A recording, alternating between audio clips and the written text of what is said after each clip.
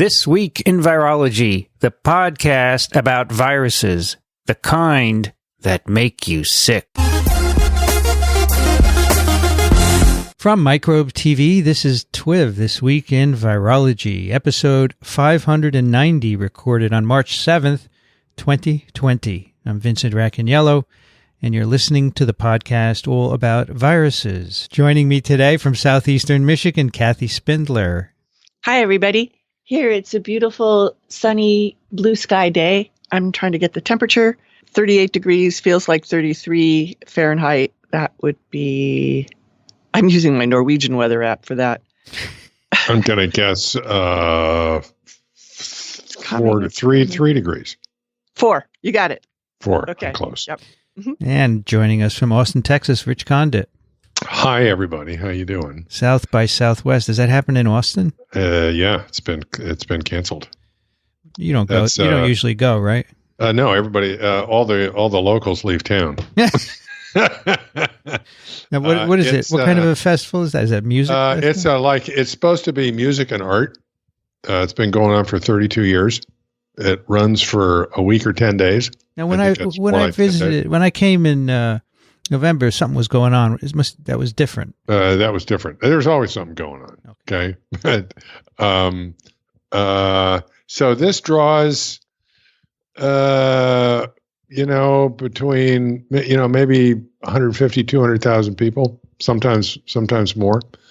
And there's been a lot of discussion in the local news as to whether to continue it, and they decide, to hold it this year, and it starts like next week. And this, some people spend all year preparing for this thing, and people have got millions of dollars invested in making it happen. But big participants were dropping out. Yeah. And they just decided, err on the side of caution and cancel it. So that's what they've done.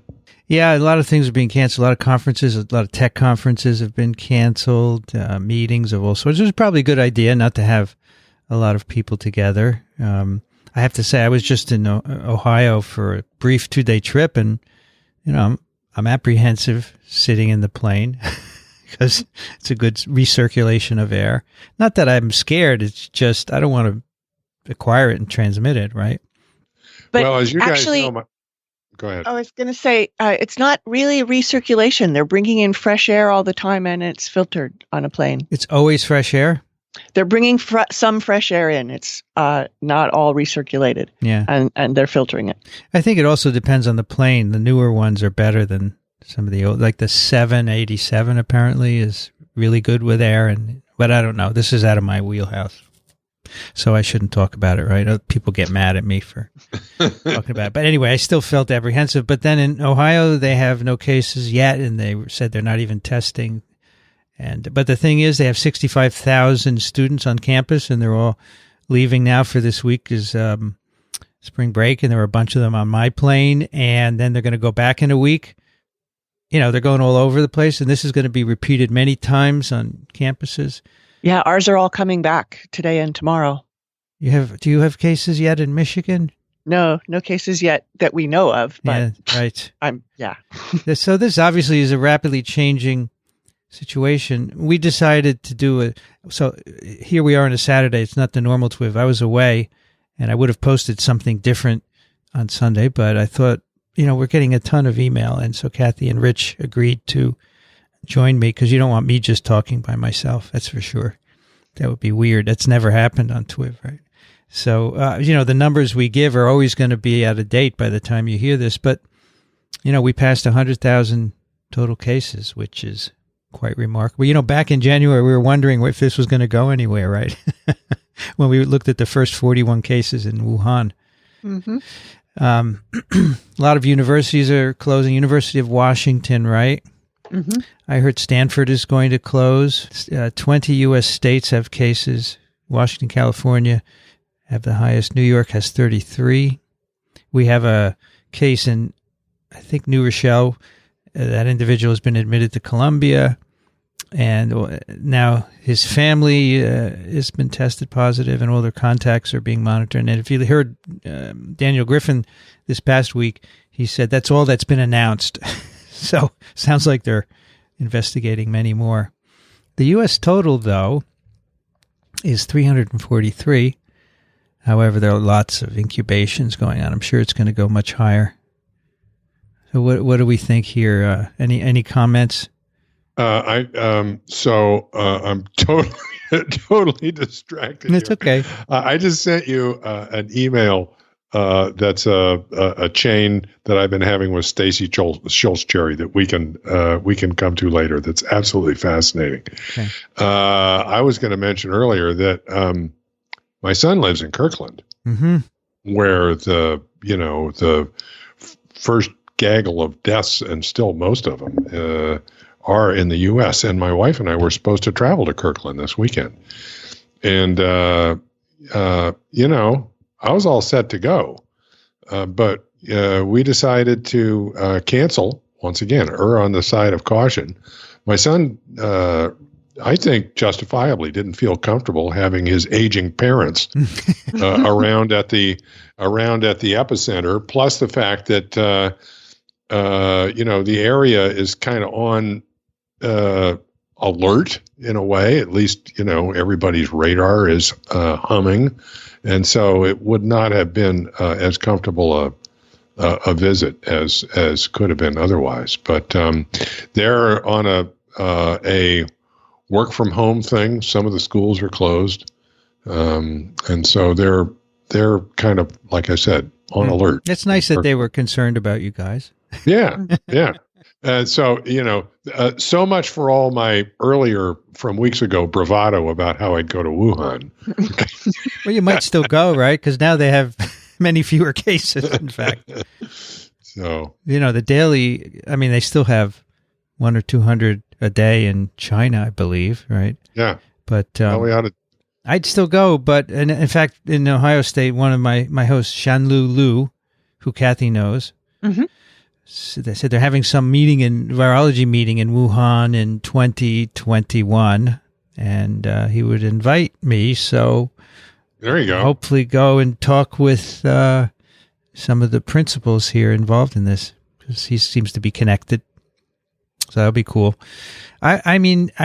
Someone called me last night at the airport and said I have a plan to go to UK for 4 weeks to do some work. I said, well, go. If you want to go. The worst you can do is you get stuck there, and that's not a bad place to be stuck, right? So I would go if I had to. I'd just be careful, right? Mm-hmm. I came into the office today, and someone put 2 face masks on my desk. N95s. Wow. They're in a Ziploc bag. Wow. But I haven't worn them. So here at Columbia, there's been cases. I said we have 33 cases in New York. Over 4,000 New Yorkers are currently being monitored. So I think there are going to be a lot of cases here in New York City. A couple of other things. Let me just go through. So this, I think 2 weeks ago, there was a joint WHO-China report, a very long document, which we'll put a link in. But if you search WHO-China Joint Mission on Coronavirus Disease, you'll find it.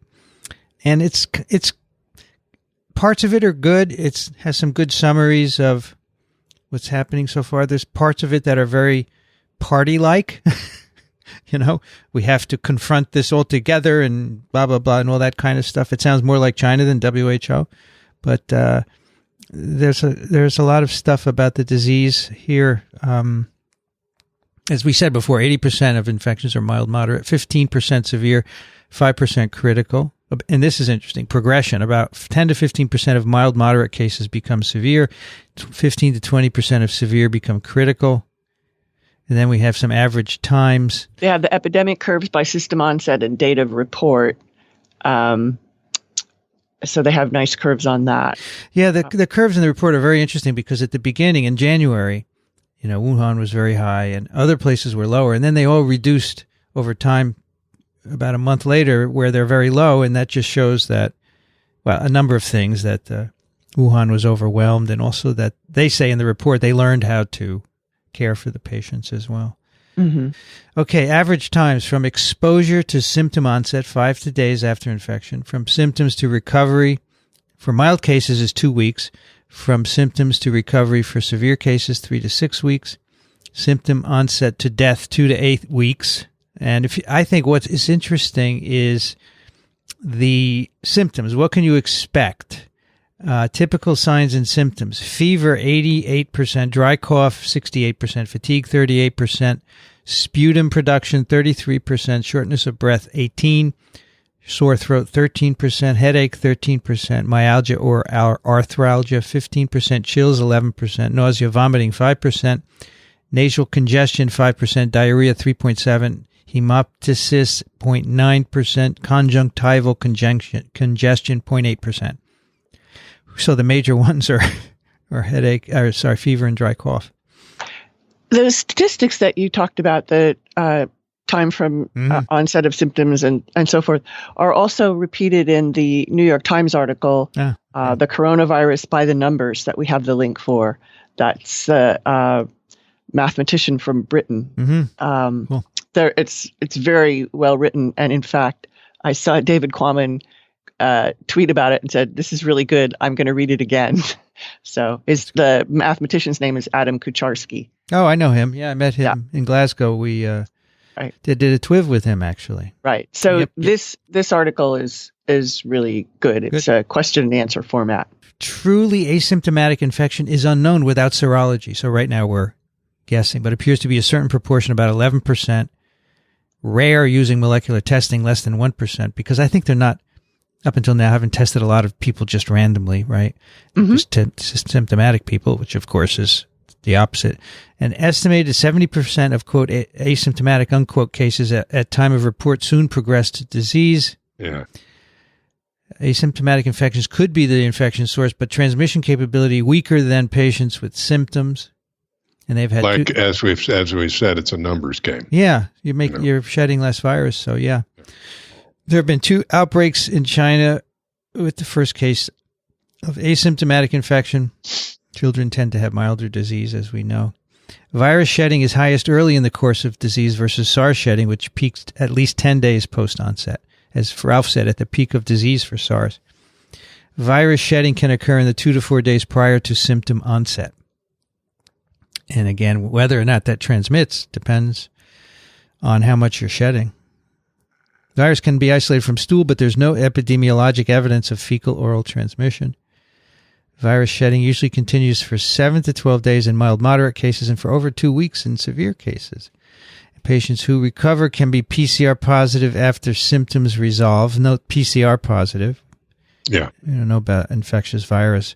Prospective studies of recovered patients need to be done to determine if virus can be isolated. Exactly. They can get virus RNA from urine, blood, and tear fluid. PCR again.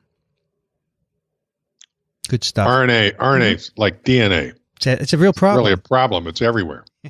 Right. All right. So then there are a series of articles here where I think there have been some claims about different circulating lineages and what that means. Are you on this, Kathy?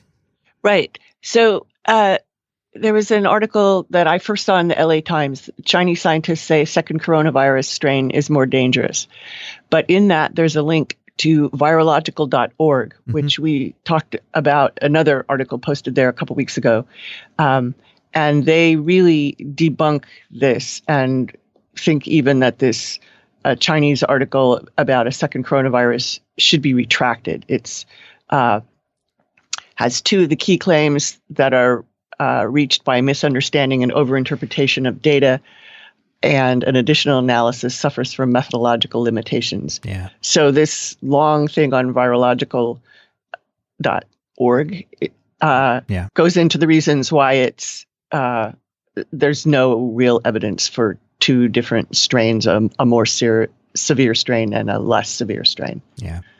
It also provides a nice summary of the sort of variation in sequence that's being observed in the virus over time. Yeah. This is good. Yeah, it's a good article. I will put a link. It's worth reading. But as everyone should know, and when these RNA viruses, every replication cycle, they sustain mutations in their genomes, and the lethal ones are gone. The viruses don't reproduce, but some of them stay, and if they're neutral, they remain. And so it can be characteristic. So like the virus introduced into the Washington area is a single introduction, and then it's spread. And you can tell that because it has a unique set of mutations compared to, say, a Chinese isolate. But it doesn't mean anything biologically. It's just markers, right? Mm-hmm. And the markers are really interesting, though, because they give you insight into, the insight that I got from observing what came out of the Washington cases is that from looking at the sequence of the virus, they concluded that, in fact, it had been circulating for some time. Right. And they could even get a very, very, very rough estimate of how many cases might be out there based on the variation in sequence and the time at which the disease first showed up in a person. Yeah, and I think there's some emails later about this. People are concerned that, and people suggest in these papers, at least the one here that is we're being critical of, that it could be evolved to be more virulent or more transmissible, and there's no evidence for that whatsoever. This is the kind of thing it just won't go away. Oh, it doesn't go away. Every time there's a new outbreak, it comes back. Yeah. And there's no evidence, and people have looked at this. We've gone over this for several Zika, Ebola. Where there's been variation and people point to a particular variation and they say, this is going to make it more virulent or something. And then the experiments ultimately get done. And no, it hasn't made a difference. Also the issue of increased transmissibility. Mm-hmm. I think this virus is very transmissible as it is. And I think the mutations that made it effectively transmissible among humans, which happened very early on, I don't know, either in animals or in humans early on before we knew about it, they're done.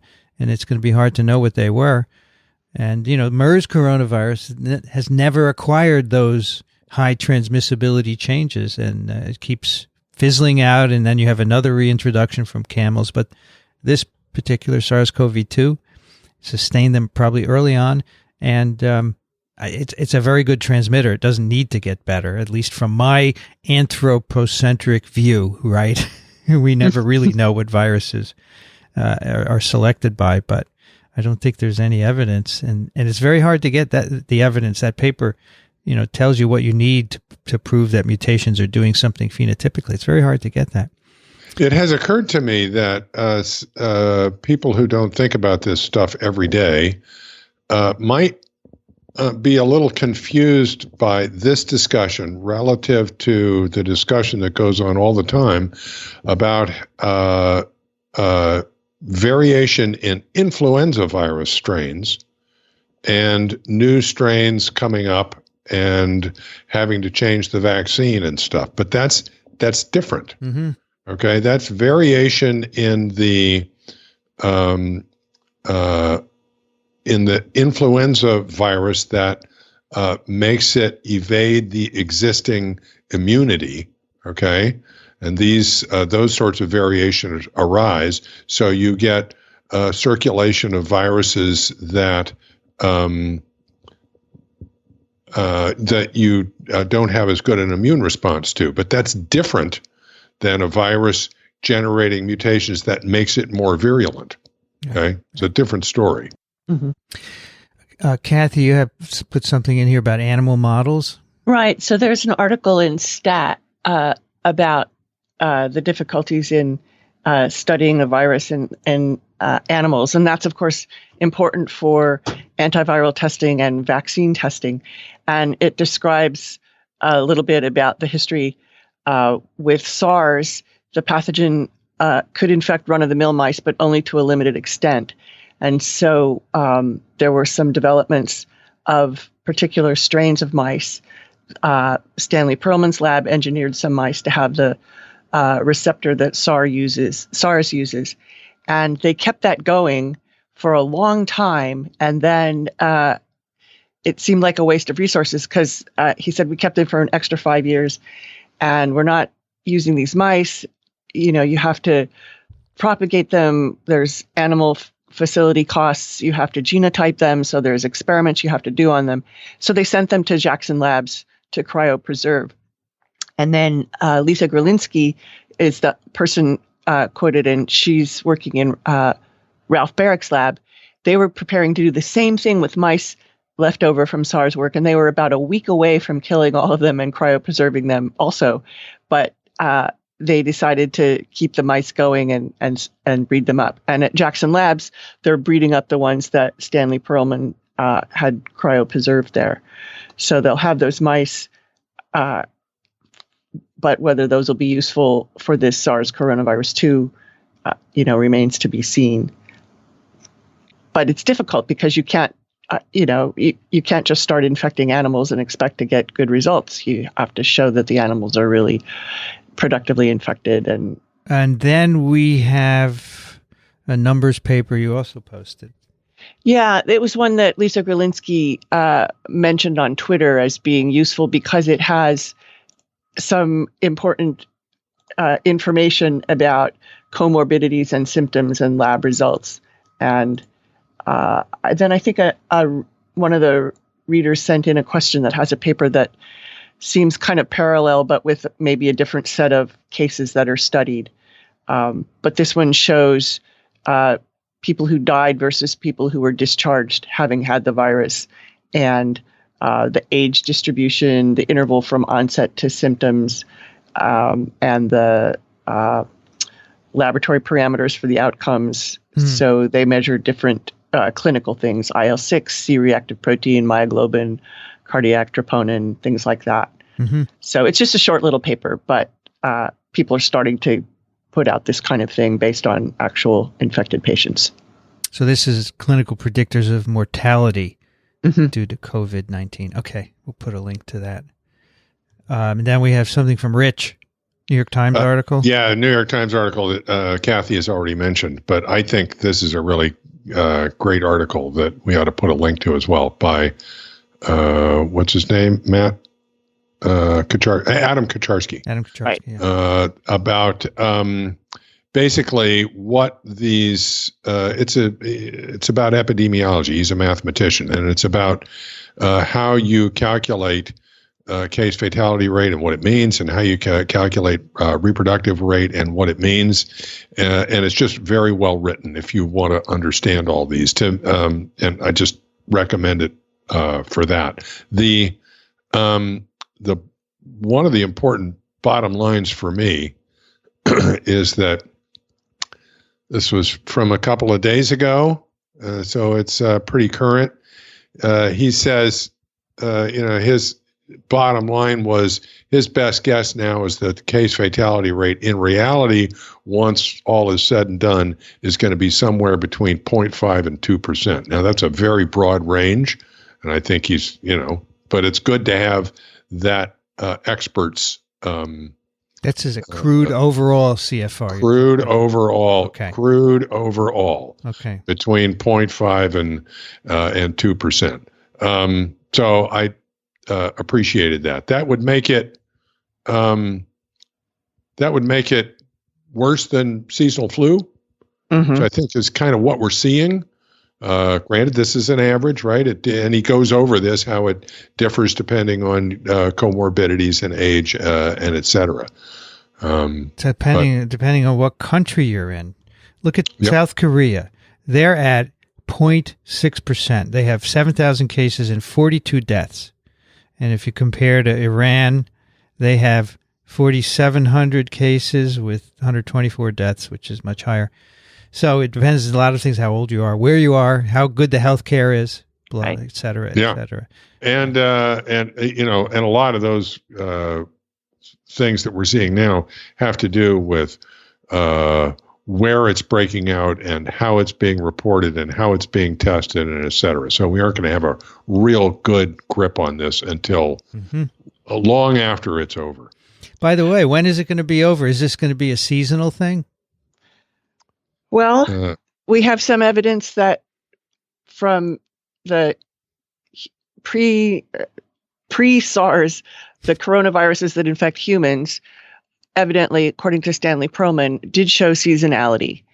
like a lot of other respiratory viruses, but we really don't know for this virus. Yeah. So we just don't know whether it's going to lessen in the summertime or not. And of course, the original SARS went away after some months and never came back. So we have no idea with that one either. So we're in new territory. Yeah. One other thing from this article from the New York Times by Adam Kucharski is how to know whether there's already community spread. And he says, if the first case in an area is a death or a severe case, that suggests that you had a lot of community transmission already. And he says, suppose you just use a 1% fatality rate.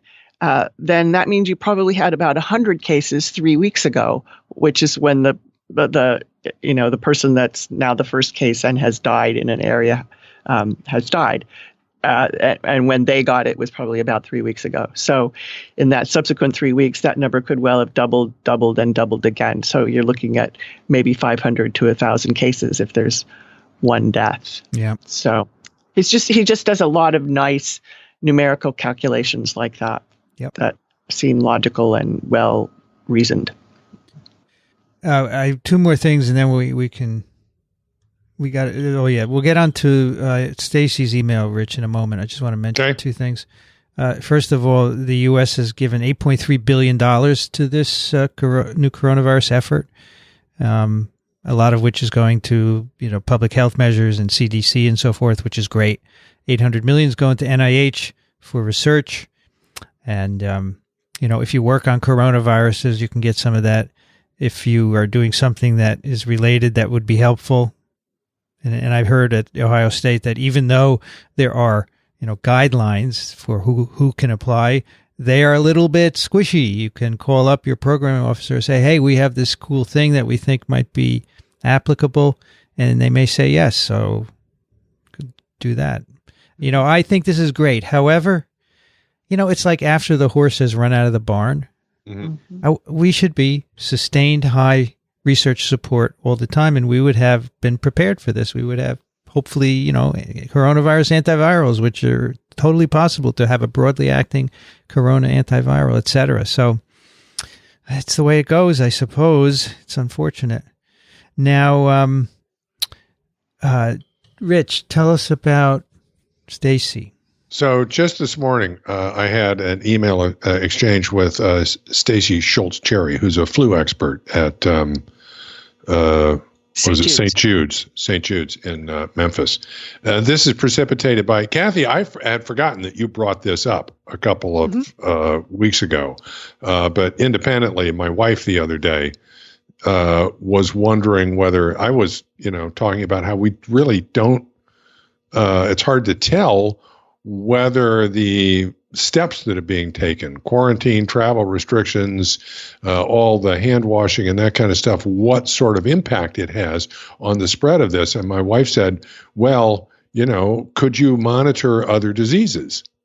And could they serve as a control for this? Great. And so I just a couple hours ago, not even that, I emailed Stacy, and I said, is it possible that flu and other infectious disease monitoring could serve as a control to understand the impact of coronavirus mitigation measures in controlling disease spread? And she writes back right away, says, fantastic suggestion, could be difficult to interpret the data since we're at the end of natural end of flu season. And then wrote me back I love it. This is the modern world. Wrote me back just a few minutes later and said, discussed with my WhatsApp group of virology and epidemiology nerd friends, and one of them gave me this new info from Hong Kong. And she inserts a chart. Definitely highlights the measures taken to control corona are not surprisingly helping with other respiratory diseases.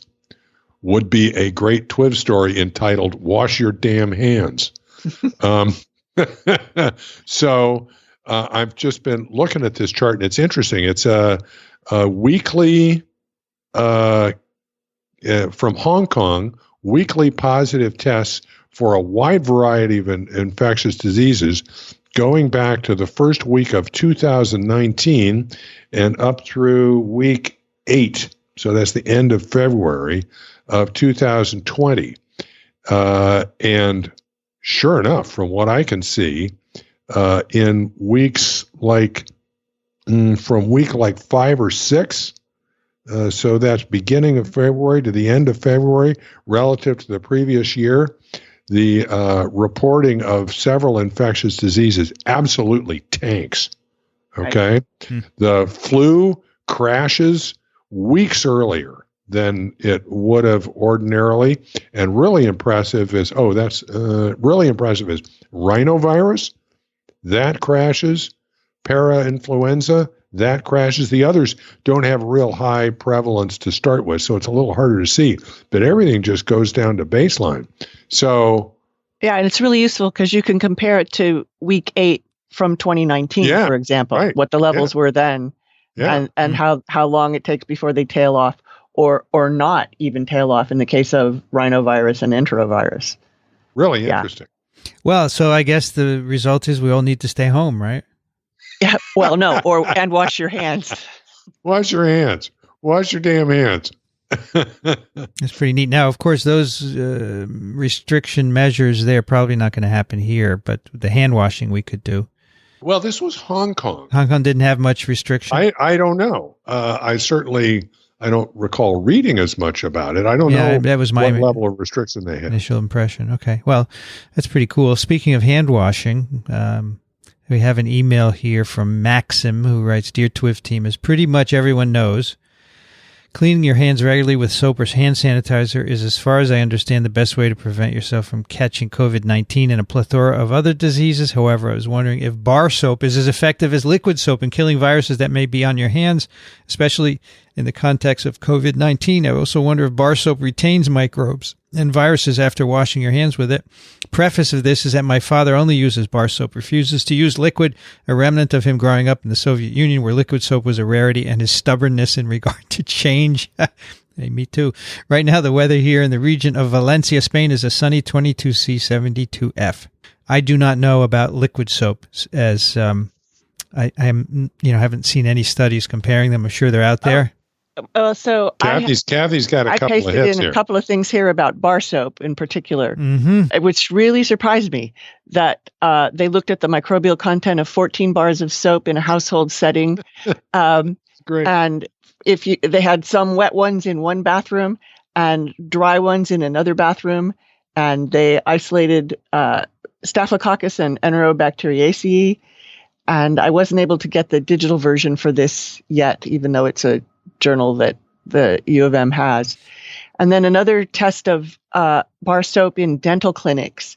And they tested and found each bar soap harbored 2 to 5 different genera of microorganisms. Heavily used soap had more. And it was a mixed flora of gram-positive, gram-negative, aerobes, anaerobes, so there are all kinds of bacteria, and fungi. So knocked me over with a feather. I had no idea that that stuff could live on bar soap. These are bacteria, and I guess there's some viruses, but they didn't look at viruses. Okay, so people say wash your hands; it has a great effect. So, how is that compatible with these studies? It's mostly the mechanical and the water and the flushing. So it's the soap to some extent, but also the mechanics of doing it. And as far as liquid soap, you didn't find anything? I didn't. I think I Googled bar soap versus liquid soap, and then I got distracted, and I didn't pursue that. Well, maybe someone can help us out for our next. This, by the way, is TWiV in real time here. There's a lot of stuff happening as we record. This is great. All right. Kathy, you want to take the next one? Sure. Patty Michelle writes, please always differentiate in your conversations between face masks, parentheses, surgical masks, and N95 masks. There have been many recommendations that N95s do protect the wearer. Here in the U.S., 3M N95 masks are available before COVID-19, even in Home Depot and hardware stores for protection against dust. So the technology for good SARS-like protection has been widely and cheaply disseminated. Could this potentially have an impact on epidemics? Given the numbers game, I should think so. This is important given the need to reasonably preserve the global economic output. I would say to preserve people's lives. Yeah. So And then, Vincent, you put in something here about, at least for influenza, they're equally preventative, meaning face masks versus N95 masks. Yeah, I found a study of nurses in hospital where they had some wear N95 and some wear surgical masks, and the rate of acquiring influenza was the same in both groups, but it was protective. So at least that one study, says they're both effective. The real key here is how does a surgical mask do? Well, that's what they're saying, is that a face mask is basically a surgical mask. That's what they're talking about. Right. So the N95s, the ones that are sitting on my desk, right, they're solid. A surgical mask is a floppy thing, but this is a molded thing. It's solid. It does have a metal band over the nose that you could fit to your face. So there are studies that compare them, and the ones I've looked at say they're comparable. The real issue is, overall, how do they work? So wait, so when you say they're comparable to what? What is comparable to what? N95 is comparable to surgical mask in the rate of acquisition of influenza infection. I see. Okay. So that's one study I saw. However, they didn't have a control group who wore nothing. Which I would like to know. They just said, 20% in both wearers acquired influenza infection. And so I'm not sure. All that says is that, in fact, the conclusion was one is not inferior to the other. Well, and you said that was in a hospital setting with nurses, right? Yeah. So they are probably trained even in how to take off a surgical mask so that they don't contaminate themselves. Sure. And they don't lift it up and eat for a while and then put it back on. Sure. Because that would go against all of the other advice from CDC and WHO that the surgical masks aren't going to do anything to protect a wearer. They are going to be more important for protecting the population from an infected person who is sneezing and coughing. Yeah, that's what Daniel said the other day, right? Yeah. Right. I have looked for surgical mask trials, and there's plenty for influenza. Mm-hmm. And one I saw where they identified families where one kid had confirmed influenza, and then they had the family wear face masks, okay? And they looked at the rate of acquisition of influenza in the family. And, they didn't wear it all the time, but even with wearing it some of the time, in some cases the kid was sleeping in the same room as the adults, there was a 70 to 80% reduction in transmission. And they note that this is only in a family setting, and it could be really different outside in a community setting, right? So, and so, I really don't know, because in there you're right. So the parents are wearing the face mask, and they're being protected from acquiring it from the kid. The kid wasn't wearing the face mask. So I think that we just don't know, and there are not a lot of well-controlled studies. If you want to wear a face mask, and as long as you do it properly, I don't see that it can harm you, right? Right. But it might give you a false sense of security. Yeah, for sure. Though what we said last time, I think, I'm sorry, one more thing, Rich. I think it will stop you from touching your eyes and nose more, and mouth. Yeah. Maybe that would help too. I mean, that's part of the protection. I don't know. Sorry, Rich, go ahead. One of the things that's come up is rush on face masks makes them less available for the people who really need them in the healthcare industry, and et cetera. Yep. Can you take the next one, Rich?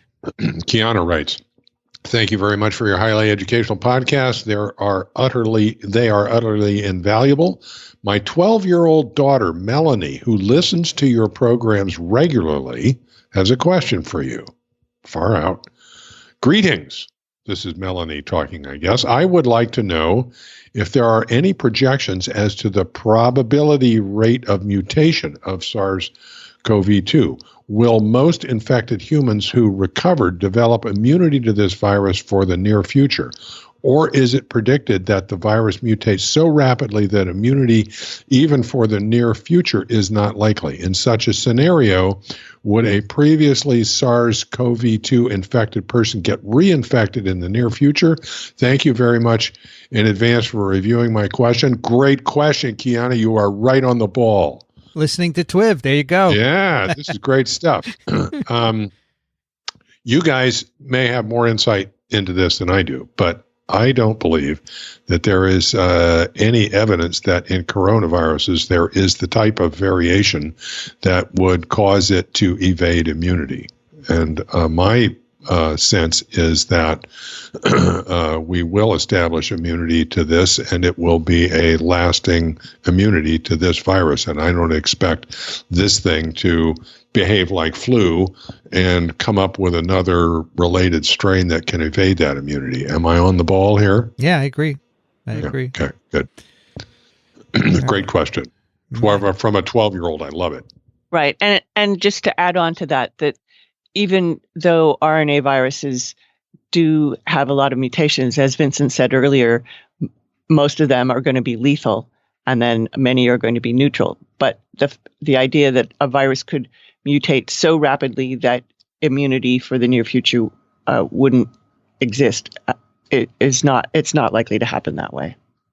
And then there's another whole podcast about the fact that although it's an RNA virus, coronaviruses have an unusually large RNA genome, which they can do because they have a proofreading function for copying the genome. So it's lower than the normal RNA virus mutation rate. Did I get that right? Yep, they do have a proofreader, right? Yeah, we've talked about that at some episode in the past. Mm-hmm. Yeah, one of the things I'm thinking is like, I should go back and I should clip out all the corona discussions. Gosh, it would take so long. I would love to be able to do it. I wish I could. Oh, someone volunteered to transcribe the last two TWiV, so that's cool. The Griffin and the one that Rich and I did, so that'll be out soon. Matt writes, thanks for the superior podcast, which is warmly appreciated. It's a glorious, pristine morning in these verdant Northern California foothills with a temperature of 52 degrees. I note a continued emphasis on hand washing recommendations for the general public, including the Times article discussion last week, describing its effectiveness during Chinese SARS outbreak in public schools there. As I propose, let's supplement the recommendation for diligent hand washing to include face washing as well. And he has a lot of detail, which I won't include, but it will be in the show notes, and you can read it all. So not just your hands, but face and eyes and even tear ducts. Yeah, I talked to an ID doc, and he said, how do you even wash tear ducts? And my fear is that you're going to do more damage and potentially make things worse. So I'm not sure that this is something that we really want to get into. I think we should stick with the CDC recommendation. Cough into your elbow, wash your hands, and don't touch your face. And then he ends with, thanks again for setting the gold standard in medical podcasts. I will become a Patreon subscriber later this week. Thank you very much. We have a lot of new listeners here. We really appreciate it. But you should stick around because, if you just keep listening, it doesn't have to be every week. You'll learn more and more virology. And then the next outbreak, you'll be in a better position, right? Mm-hmm. There's a surge, it seems to me, of greetings alternative to handshakes going around. Okay. Mm-hmm. Yeah. There's the elbow bump. Right. And I saw a great video the other day of, so I think this was made in China. All of the individuals in the broadcast were Asian. And this guy getting out of a minivan wearing a face mask and encountering all these other people wearing face masks. And he declines a handshake, and they go through this routine of doing foot bumps. Mm-hmm. Right and left. Okay. And it resulted in something kind of like it. I mean, obviously it was, produced. Staged. Okay. Yeah. It was staged. Yeah. But it was hilarious. And it was really kind of nice because everybody was kind of dancing with each other. Mm-hmm. So having gone to visit this week, everyone's kind of awkward. What should we shake hands? There's some people who just grab your hand and shake it, okay? Yeah. And they're very enthusiastic. And then there are people who say, what should I do? And then there are people who just give you their elbow. It's a very interesting cultural thing that's happening here, right? So I have a paper for later. I don't know if we're going to do it officially as a pick or in response to another reader about scientifically looking at handshaking versus high-fiving and fist bumping. It's a nice study. So the preview for the next email is some previous episode, we asked about cruise ships, and we said, oh, there's used to be someone who listened who worked in the cruise industry. And so that's this. Kathy, that's yours. Okay, Vic writes, Dear all, this is Vic, the ship's agent in Kristiansand, Norway. First of all, of course I'm still listening. I think you could say I'm a TWiV womb-to-tomb listener. Secondly, what's happening in the cruise industry in the time of coronavirus? The answer would be, it doesn't look good. During the past 48 hours, one of my colleagues was the agent for a German cruise ship, the Ida Aura, which had a port call in Haugesund, Norway. On Monday, the ship arrived in Haugesund, and the passengers were allowed to go on land for tours of the local sites. During the day, 2 passengers received news from Germany that an acquaintance of theirs had tested positive for coronavirus. When they returned to the ship, they reported to the ship's medical personnel that they had had contact with a known carrier. Following this, these 2 passengers were quarantined in their cabin. The ship then contacted my colleague, the ship's agent, and informed her that they might have infected people on board. She informed the local medical authorities, and one of their staff doctors went on board and took samples from the 2 quarantined passengers. These were sent to the pathology department for testing. In the meantime, all passengers and crew were confined on board the ship. No one was allowed to leave the ship, and the ship was not allowed to leave the pier until the test results came back. My poor colleague now had to handle a storm of phone calls, emails, and messages from the media and all of the consulates of every nationality on board. Yesterday afternoon at 4:00 p.m., the Haugesund medical authorities held a press conference where they announced that the testing showed no signs of coronavirus infection. The 2 affected passengers were allowed to leave the ship and fly back home. However, the airlines would not allow them to travel until they could provide fit-to-fly certification from Haugesund Hospital, which they subsequently received. The ship was then allowed to continue her voyage northward. According to my colleague, if the tests would have been positive, then all passengers and crew who had been in contact with the 2 infected passengers would have been removed from the ship and placed in quarantine. This would indicate that the Norwegians have learned something from the mistakes made on the Diamond Princess in Japan. In general, the cruise lines are reacting to the current situation by requiring anyone, including us, the ship agents, to submit a recent travel history and have their temperature taken prior to boarding. I am sure that the already vast number of hand sanitizing and washing stations in the ships has expanded. They are also plating and serving all meals, so no passengers are grazing along the buffet lines. However, this may all be moot if people get freaked out at the prospect of spending a week in very close proximity to potentially infected fellow travelers. We have not gotten any port call cancellations as of today, but I would not be surprised if we begin to hear that many, many ships will not be coming to Norwegian waters this season. Love the show. Keep up the good work. Best, Vic. Great. It's great. Thank you so much. Mm-hmm. Now, of course, there's another cruise ship off California, right, where they have an issue, which it sounds like they haven't learned from the Right. The Japanese. They're going to take them off sometime this weekend to a non-commercial port, but that's all kind of vague. It seems like they're scrambling and they don't know what to do, and you'd think they would have made some contingency plans before now. Yep. I don't know. So Vic, I'm sure you're still listening. I had heard that there was some sort of standing policy in the cruise ship industry to deal with outbreaks, disease outbreaks on board. This sounds like maybe not. I'm wondering if there is, and what it has been, and how that's been impacted by this whole thing. Mm-hmm. I mean, what do you do? What do you do if there's a norovirus outbreak? I mean, that certainly they deal with that, and they must have some sort of policy. Of course, that's a different kind of thing, but be interesting to know if there's a stock policy or if it's the same throughout the industry, or different cruise lines use different policies. Okay, Rich, you're next. Glenn writes, love these podcasts. As a layperson with zero tolerance for secondhand spinning of data and, quote, facts by the mainstream media, this hour, plus or minus, is invaluable, as are the notes and links supplied for me to peruse on my own. Thanks for addressing the GI complications in this episode. My question is, why are masks not mentioned in safe practice guidelines or endorsed by you, the panel, when it seems that droplets are the primary source of transmission when hand washing and prudent hygiene are being utilized.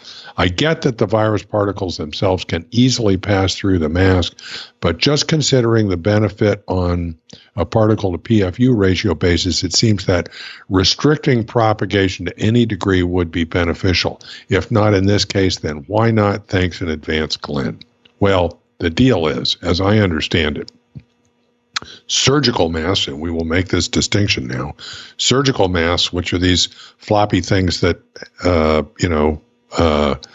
don't fit snugly on your face, made out of regular cloth, because they don't fit snugly, and I think also because people don't necessarily use them properly, are not a good barrier to respiratory droplets that transmit the disease. Stuff can leak in around the side, and et cetera. They do provide some protection if you are sick and you're coughing and et cetera. It means that you won't spread stuff as far as usual, but as far as you would without the mask. But if you are well and just out in normal circumstances, a surgical mask is not a very good barrier. An N95 mask, if it fits right, and if you know how to use it, and if you use it properly, can be a reasonable barrier. But man, what a hassle to actually wear one of those all the time and use it properly. So that's why surgical masks are not among the safe practice recommendations. So I'm on the CDC page for recommendations. Question: should I wear a respirator in public? Is that the right one? Let me see. Respirator or face mask? Yeah, this includes face masks. Okay. CDC does not recommend routine use of respirators outside of workplace settings. More often, spread of respiratory viruses person to person happens among close contacts within 6 feet. CDC recommends everyday preventive actions to prevent the spread of respiratory viruses, which we have all talked about. And this includes N95 and surgical masks. So the masks will stop the particles, the droplets, which contain viruses, but they have to be worn properly, and not everybody does that. And as Rich said last time, you can't take it off to eat your peanuts. That's one of the misuses of it, right? Well, especially if you touch the outer surface of it, that's, where you're trying to trap things. Yeah, you have to know how to use these things correctly. Yeah. Put them on, and donning and doffing procedures. So basically, CDC doesn't recommend them, but you can wear them if you can get them, and wear them properly, right? I think that's the message. Mm-hmm. Yuki writes, hello, my hero heroine scientists. I am Yuki, writing from Japan, was one of the first writers to TWiV. If you remember, I'm a freelance translator, mainly translating adverse drug event reaction reports from Japanese to English for foreign pharmaceutical companies. Thank you for keeping me updated on COVID-19. In Japan, face masks have vanished from drugstores and are hard to find. Demand greater than supply, but I can just calmly wash my hands frequently because I am your listener. Latest news, February 12th, talked about a quarantine officer on the cruise ship Diamond Princess tested positive for COVID-19. I advertised TWiV with Diamond Princess hashtag on Twitter. I hope things are going to calm down without any repercussions for the Tokyo Olympics, Paralympics. Looking forward to the next episode. Best regards, Yuki. Yeah. Thank you, Yuki. Mm-hmm. Kathy. Tony writes, hi, TWiVers. I just came across the attached paper, which I think sucks, but that's beside the point. And I noticed a high degree of antibacterial use, despite a low incidence of bacterial comorbidities in the cohort. In fact, the rate of antibacterial administration outstrips the rate of antiviral administration, although this cohort may have been studied because the causative agent was definitively identified. Are you aware of any research investigating the effects of antibiotic-mediated microbiome disruption on COVID-19 pathology? China's long been a known hotbed for misuse of antibiotics, and it seems within the realm of possibility that overuse could affect a novel disease. Thanks. And he sends a link to, I forget if I even looked at this link. Oh, yeah. It's another type. This is the other one that's, I think, is kind of a case reports thing. It's a Lancet Respiratory Medicine again, clinical course and outcomes of critically ill patients in Wuhan, a single-centered retrospective observational study. So it has, again, a lot of statistics and things. So it doesn't directly relate at all to the microbiome question. And I think it's just too early to have bona fide published studies on the microbiome and this disease pathology. Mm-hmm. And I did check, but I didn't look specifically with the right search terms, but just looked on bioRxiv for how many coronavirus papers are present on bioRxiv, 413. So if I put in coronavirus and microbiome on bioRxiv, it's loading. And just to remind you, bioRxiv is where people put stuff before it's been peer reviewed. So right. There's 41 articles, but looking at the first several titles, they don't seem to relate specifically to the question that this listener has asked. I think it's just too early. Yeah. We have an email later about comorbidities from a physician, if we get to it, that talks about that, but not microbiome. Rich, can you take the next one?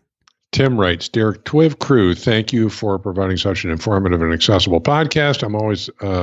I always learn something new and interesting.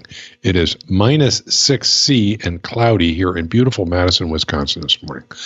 I saw someone speculate that ADE, that is antibody-dependent entry due to exposure to one of the common cold coronaviruses, might facilitate SARS-CoV-2 infection. I can't evaluate the plausibility of the hypothesis as I have no prior understanding of ADE. If you have time on an upcoming episode, a brief discussion of what ADE is and what viruses are advantaged by it could be interesting, at least for me. Thank you again for your wonderful podcast. Keep on TWiVing, Tim." And yeah, we discussed this on the last episode, right, Vincent? Yep. In some detail. 5, I don't know if you want that. Yeah, I think that's fine. Yeah, that'll be enough. And basically, there's no evidence that that's going to impact on this infection at this time. Okay. David writes, "While we are on the subject of coronaviruses and their interactions with the immune system, persistent viral shedding by a significant number of COVID-19 survivors is being reported." Provides a newspaper link. I say newspaper, I actually mean news source, right? Because I'm old-fashioned. Would be very interested in the group's thoughts on the implication of this finding for vaccine and antiviral development, what underlying mechanisms may be involved, allowing virus to evade immune surveillance. Do coronas persist in protected immunological spaces, such as the eye and testis, as does Ebola virus? What other mechanism might be involved? So this is an article where, so Kathy has nicely summarized it. The number 8 People's Hospital found 13 discharged patients that tested positive again, although none showed renewed symptoms. Nucleic acid tests for 104 close contacts all found negative results. The director of ID at this hospital said the positive results were all found from anal swabs, a method rarely used in other parts of the country. The results were in the weak positive range. So my interpretation is that there's a bit of nucleic acid in the intestine, and this is from swallowing of mucus, which we all do, which contains virus in its pieces. It's not infectious virus. So without further information, I would say there are no implications for vaccine, antiviral. It doesn't imply an immunoprivileged site at all, although it could change. And that's what happened with Ebola. We found out many months afterwards that it was persisting in these sites. But so far, I think this is not the case. Everybody would buy that. Is that good? Yeah, I'm with you on that one. Yep. This is David from Ann Arbor. Yeah. Professor of human genetics. Okay. At your place. Good. You don't know him though, right? I don't know in person, no. It's funny. He could just go down the hall and ask you. Yeah. Thank you, David. Kathy's next. Stephen writes, "Dear TWiVsters, I wanted to shed a little light on something Dixon mentioned briefly in the last episode. He talked about a story about a whole family he had seen that had died. It sounded like he was worried that was evidence of higher mortality among younger people. However, I think I read recently about the same family, and Stephen gives a link.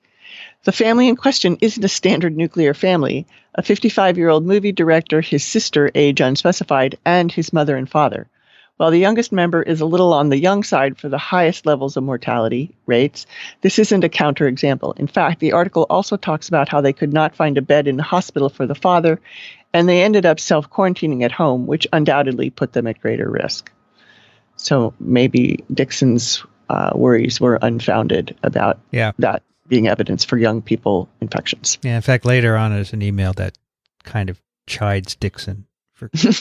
You shouldn't chide. Be nice to Dixon. No, be nice. Be nice to Dixon. Well, this is a great example of how you can't trust anecdotal reports. Yeah. Okay. You can't extrapolate them because they may represent an unusual situation. Rich. Matt writes, hello, I am a tourist in the world of virology. Oh, isn't that nice? Who happened upon your podcast while trying to find useful information about, you guessed it, COVID-19. I'm envisioning what a virology tourist, what do you see in the landscape? Very interesting. As best I could follow your conversation in TWiV 588 about proximal origin of SARS-CoV-2, I was especially confused by one of the pieces of evidence presented in support of the virus having its origins in the wild, so to speak. It was said, so let's say a human wanted to put a furin cleavage site here, they wouldn't put the proline upstream. It was also said that the proline allows the addition of O-linked glycans and that the sugars act as a shield against the immune response. Again, I knew none of these terms until today, so I'm clearly not challenging anything you're saying. Rather, I'm trying to inform myself. Given that the proline allows the addition of O-linked glycans, which act as a shield to the immune response, why wouldn't someone insert the proline if the objective is to design a more infective virus? I should conclude by saying the one thing I've learned during my brief voyage of curiosity into this world of yours is that when assessing a virus's capability for devastation, it is of little relevance whether the virus was the product of a lab experiment gone wrong, or worse, gone right, or a free-range organic virus. I also come away with a budding fascination with virology. With thanks, Matt. Yay, Matt. I Good. love that free-range organic virus. That's great. Mm-hmm.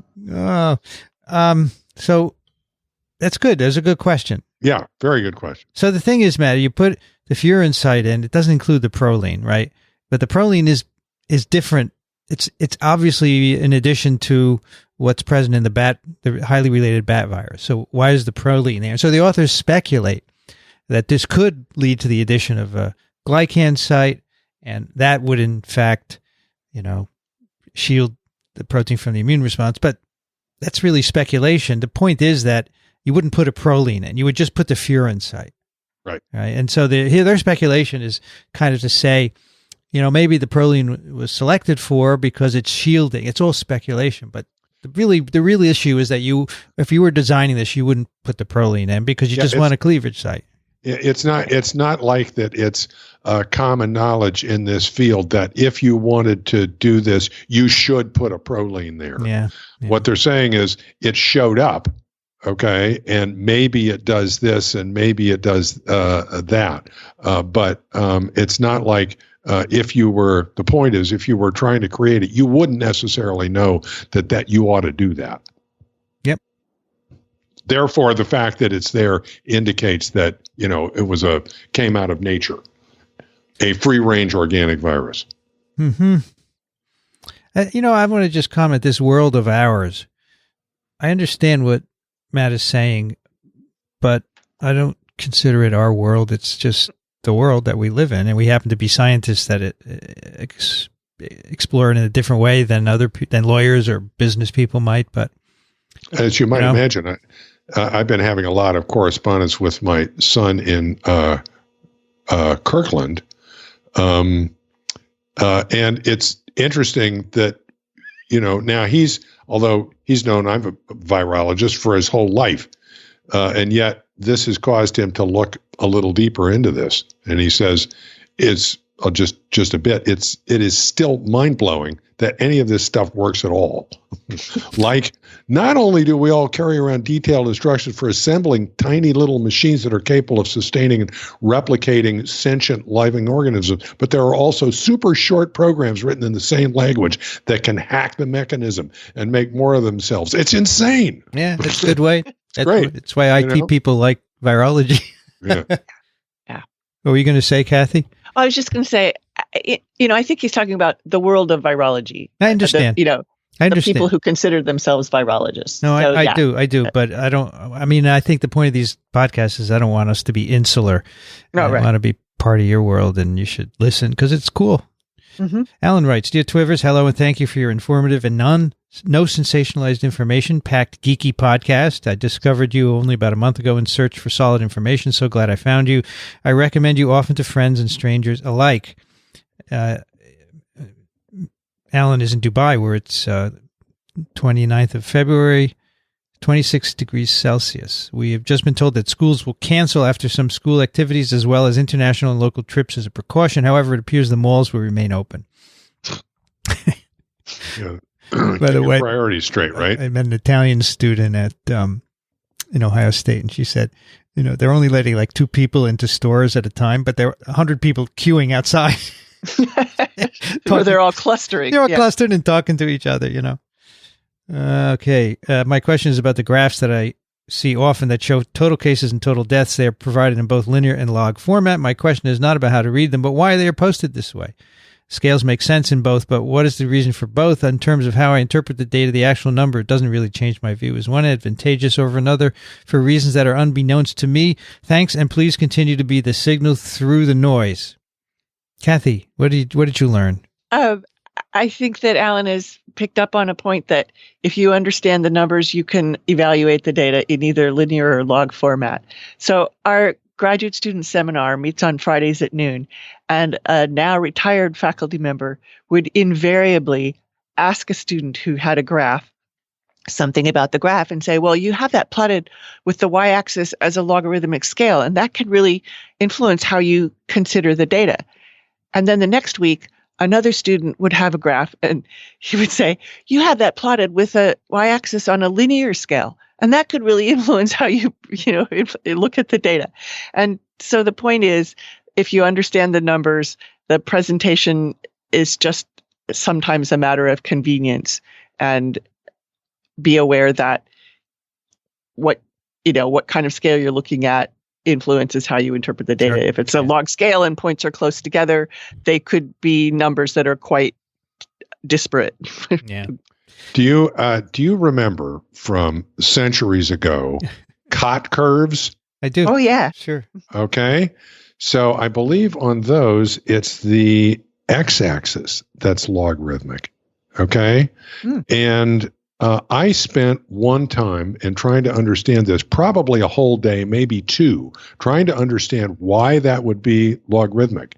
And I finally came to the understanding it's because there is such a wide range of numbers. Exactly. That in order to get it all on one graph, they present it as a log scale rather than linear. There are other reasons for doing this kind of thing, but sometimes it's just a matter of convenience. Yeah, you have a huge range in numbers. That's absolutely right. And then the thing is, you may have an experiment where some of the data are huge ranges and then others are very small. And then if you put them on a log scale, the ones you can barely see, and it's not worth showing that way. So you really need to use a linear scale. And sometimes you have to put a hash, you have to break the y-axis and so forth. So quite one of the most useful things about a log scale is that if something is a geometric progression, it shows up as a line on a log graph so that you can visualize that very easily. So there are good practical reasons for doing it. Very good.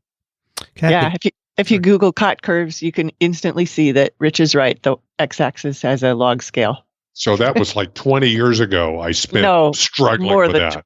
More than 30, 20, Rich. 40? Yeah. I was teaching it at the time. I didn't try and understand it when I was learning it. Okay? Right. Right. Okay. So we have Eric writes, Hi, Vincent, and go blue to Kathy. I'm writing from South Korea where I work as a high school teacher. It is a hazy 2 degrees Celsius with unhealthy levels of PM 2.5 fine dust pollution. My question concerns government response to COVID-19. Yeah, PM 2.5. Yeah, we haven't had a weather report that had dust pollution in it yet. That's a novelty. That's good. Yeah.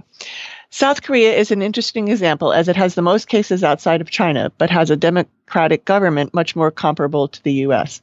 The spread here was accelerated by transmission within the secretive Shinjunshi cult. CNN has a good brief summary here. About half the cases here are still linked to this religious group, and the large majority are still in the city of Daegu. I was wondering if you could comment on the following South Korean government responses, how well they serve public health, and whether they would replicate well in the U.S. and other countries faced with similar outbreaks. Number 1, opening drive-through COVID testing facilities. And there's a picture in an article. Is this a good way to reduce the chance of virus spreading in hospitals? Do we want to answer them one at a time or just go through them? Go through them, yeah. Okay. 2, rationing face masks by limiting to 2 per person per week with the date you are allowed to purchase limited by birth year and requiring ID and using the drug purchase system to prevent repeat purchases. 3, using the cell phone emergency alert system to notify people of general hygiene recommendations and to inform us of the exact locations that infected people recently visited. Personally, I actually received 25 emergency alerts in one day. They come from both local and regional governments, and he's giving links for all of these. 4, maintaining a public website from the KCDC with twice daily updates. 5, using military trucks to spray streets with disinfectant. He's got pictures. 6, ordering all schools closed until March 23rd and limiting and closing other large gatherings. There are, of course, many other responses as the government has approached this with urgency, carrying out hundreds of thousands of tests, converting facilities for patients, and even investigating the Shinjunshi leaders. Personally, I've been impressed overall with the efforts, but I'm concerned that the decentralized U.S. system may not be as focused, and I worry about what would happen if hospitals become overwhelmed in some areas, as has happened in Wuhan. Also, a specific question for me. Since it's impossible to maintain a supply of face masks to use daily due to the rationing, and it's impossible to go outside without one as people will yell at me, do you have any advice? I know it is dangerous to reuse these single-use masks, but does it work if I, for example, use one mask for each day of the week? And when Monday comes around again, will any virus from a week ago be dead? Thanks. I've been enjoying your podcast for years and recommend them to my students who are interested in virology. I didn't realize they were doing some of these things. Of course. Yeah. I don't know. My opinion, my thoughts are the drive-through. I'm not sure that would work here. No, because we don't have enough testing capability as it is now, and people are going to go that aren't even showing any signs or symptoms. Yeah. Rationing face masks is in the U.S. Okay, it's all about personal freedom, right? So there's going to be pushback to anything that's sort of potentially cramping your personal freedom. So rationing face masks by limiting to 2 per person per week, that's just with the date you're allowed to purchase, limited by birth year, requiring an ID. I just don't see that happening here. Sounds like I agree, but you could imagine that a particular store would limit an individual from buying up everything on the shelf and walking out with it. Yeah, so that could happen, but nothing quite so regulated as he's describing. The cell phone emergency alert. I think you're inform us of exact locations that infected people recently visited. Once again, that's going to be a privacy thing that's going to come up. And plus, as he says, he got 25 alerts in one day. You become sort of immune to them. Public website. Oh, wait, I wanted to channel Alan. And what could possibly go wrong with the alerts? I mean, just remember that alert that went out to Hawaii about whatever it was. It was sort of a nuclear weapons. It was a nuclear weapons thing. Yeah.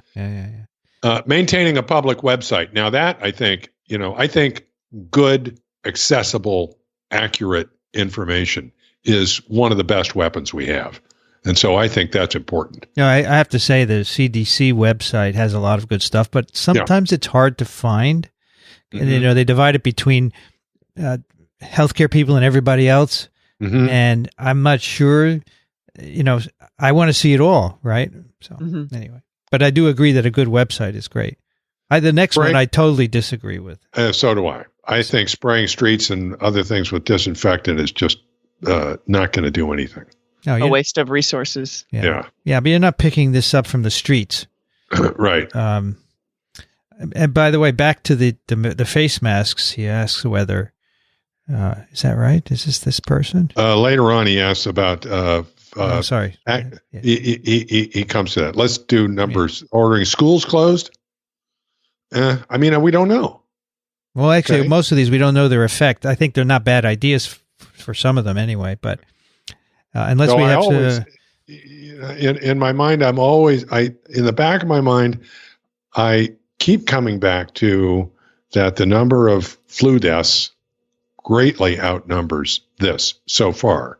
Mm-hmm. On the other hand, the case fatality rate for this could be greater. So we really don't know.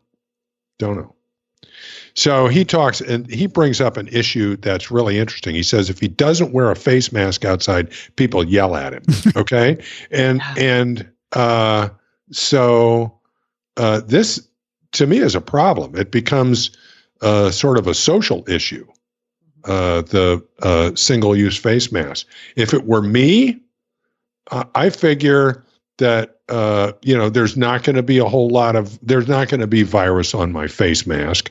Okay. It's not like you're going out and breathing through a face mask the whole time and collecting a whole gob of virus on your face mask. If it were me, I'd have a face mask and I'd use it over and over and over again just so people wouldn't yell at me, knowing that it doesn't do any good. Okay. You would be sensitive to people yelling at you?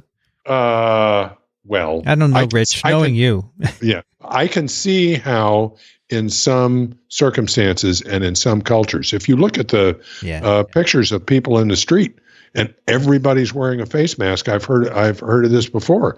You get to a situation where if you're not wearing a face mask, you get abuse of one sort or another. So yeah, I got it. Sure. I just don't know. I mean, he asks if the virus will be gone, but I'm not sure that it would be in a week. It depends. No. Sometimes it could last longer, so. All right. What are we, back to me? I don't remember. That was Kathy, right? Oh, no, yes. Rich, you're next, right? That's Rich, yeah. Rich, Nima.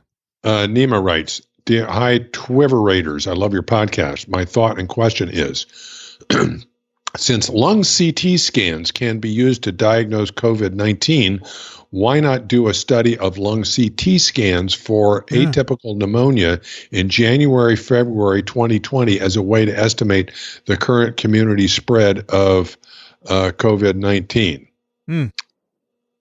Vincent. So this is where I asked Vincent about using lung CT scans because it's not something that Daniel Griffin mentioned last week at all. Yeah. So, I mean, Nima's asking it just sort of a retrospective way of looking at the data, right?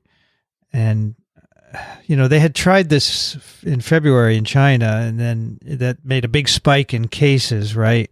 And then they decided to go back to PCR. And I asked Daniel, why don't we use it? And he said, we're discouraging this because it really increases exposure events. So if you have a person who is potentially infected and you do a CT, there's a lot more potential for exposure, a lot of personnel and so forth, right? But, it's not, if it's already done, I understand now that she's saying, if we have the data, why not look at it? That's not a bad idea, I think. But again, my problem is China abandoned it because they didn't think it was a good indicator. So, right. Yeah. I don't know. Maybe you guys know, but I don't know that you can actually discriminate between between a SARS-CoV-2 infection, for example, and an influenza virus infection with a CT scan. Right. That's what I question. And I also question the statement that lung CT scans can be used to diagnose COVID-19, because again, it's not what Daniel mentioned as one of the criteria. Okay, Regular writes, you and your team have probably seen this notice about the improvement of air quality over China. I thought it was amazing. Kind of reminds me of the reports of the ecosystem thriving in the Chernobyl area. Yeah, thanks for everything you do. I'm currently in the middle of a marathon training cycle, and TWiV is my podcast of choice for long runs. Don't mind at all that the episodes are 2+ hours. Cool. If you can finish your marathon before you're finished with a TWiV episode, then you ought to be a pro. Right. That's right. Airborne nitrogen dioxide plummets over China, along with the coronavirus quarantine. Wow. That's interesting. And they have an atmospheric map of that. Yeah, I think I had sent that by Slack earlier this week. It's really impressive. And it also reminds me of how after 9/11 and all the air travel was shut down, there were no contrails in the sky. It was remarkable. Right. Yeah. So here, this is the auto traffic has dropped off, right? And that's part of this. Yeah. Like I said, we all should stay home, I guess. So washing hands wouldn't help with this, I suppose. Yeah. Kathy. Kevin writes, great show, TWiV 589. Been looking forward to repeated exposure to rationality. Question. On various international newscasts, China, Japan, Germany, UK, there are video clips of space-suited personnel spraying gray clouds of unspecified fumigants, usually in outdoor locations. My brief literature search on the efficacy of this practice yielded a few references from an animal husbandry perspective. Is there any precedent or evidence that fumigation has any role in epidemic control? Thanks. P.S. I will not compare thee to a bat pissing in a cave. Quote, a shaft of gold where everywhere there be darkness. I don't know what that reference is, but it's pretty funny. This is Kevin, who always writes into TWiP.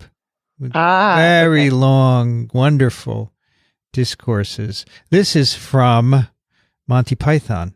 I don't think there's any evidence. So the fumigants someone wrote in and they said they can be bleach or hydrogen peroxide mixtures. I don't know of any evidence that spraying the ground is going to do anything.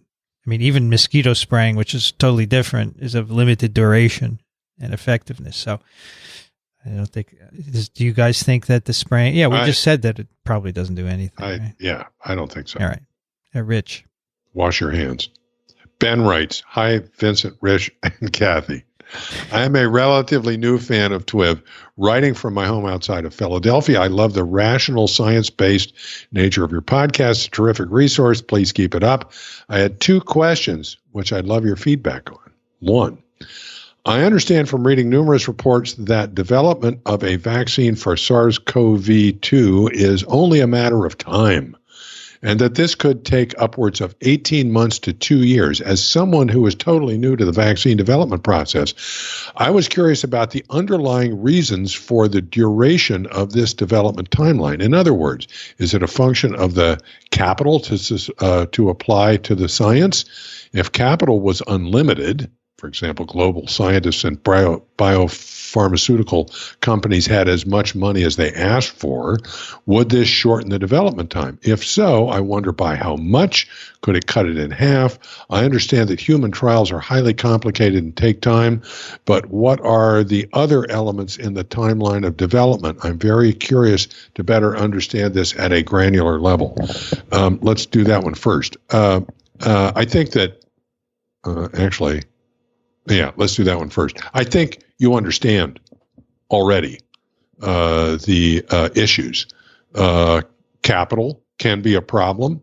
There can be a problem in getting anything off the ground in the absence of an emergency because of the lack of capital for research or development of things that are not immediately profitable. The research to come up with something that has efficacy can be problematic, and every creature is different. It's not like there's a rubber stamp method for making a vaccine for any given pathogen. They all differ. The clinical trials take an enormous amount of time, and as it's interesting that people are in a big hurry for vaccines, and yet when you have them, they don't want to use them because they think they're not safe. Okay, the reason it takes time is because we have to make sure they're safe.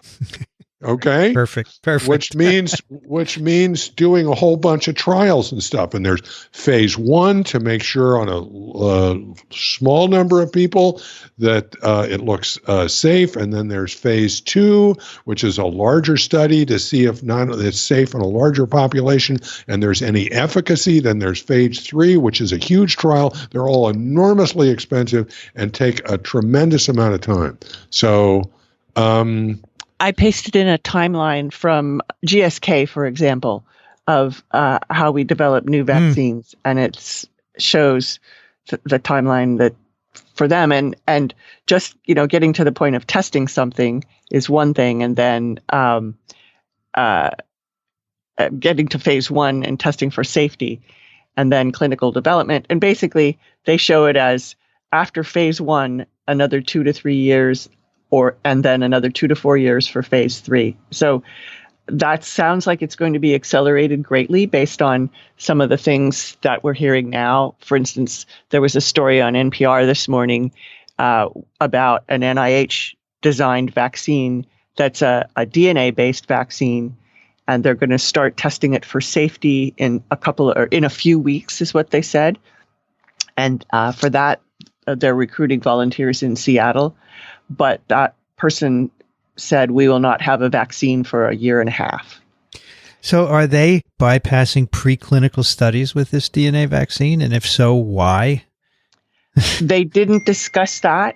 It may be that DNA vaccine preclinical studies for spike coronavirus have already taken place. Yeah, because by preclinical, what we're talking about is work in animals and in cell culture to make sure that the vaccine can elicit an immune response, et cetera. So if you have something new, you have to do that. And there was an RNA vaccine also that was going into phase 1 at NIH, I thought. And it's like an encapsulated RNA but unless you have information that's going to work, it's kind of on faith thinking it will, and maybe they want to bypass that and just make sure it's safe in people. I could understand that, but it seems to me that if you don't have some information that it's going to work, you go through all this, that's not good, because then you're going to end up after phase 2 or 3 even, and there's no efficacy, and that's really bad. It occurs to me that one thing that probably a lot of people don't understand is that there is no one cookie cutter method for making a vaccine. Yeah. That's okay. True. And in fact, I think that as a discipline, we're kind of on the in an era of change, because most of the existing vaccines that we have, most of them, were developed in an empirical fashion, where you took a virus and you passaged it in culture for a long period of time, or took and hoped that it got crippled, and then hoped that worked. And so that's a sort of, maybe not, or you make the normal virus and then inactivate it and inject it, and sometimes the inactivation makes it so that it's no longer immunogenic. So it was a very empirical sort of case by case. Try this and see if it works. And so you don't know how long it's going to take. It's and every creature is different. We're entering a new era where there's more and more use of recombinant DNA techniques, where we can take what a protein from a given virus that we figure